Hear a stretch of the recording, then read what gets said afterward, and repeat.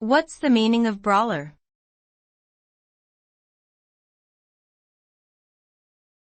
Brawler.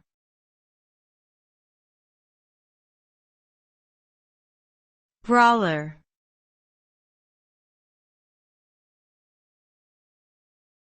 Brawler.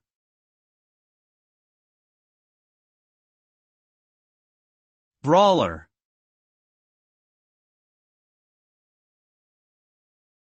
A brawler is someone who is prone to getting into physical fights or altercations with others. This term usually describes a person who has a hot temper and is quick to lash out physically when provoked. Brawlers can be found in various settings such as bars, sports events, and even on the streets.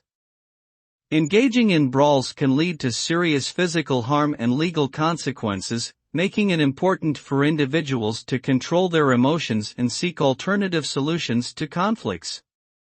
In short, a brawler is someone who is known for their tendency to resort to physical violence during arguments or confrontations.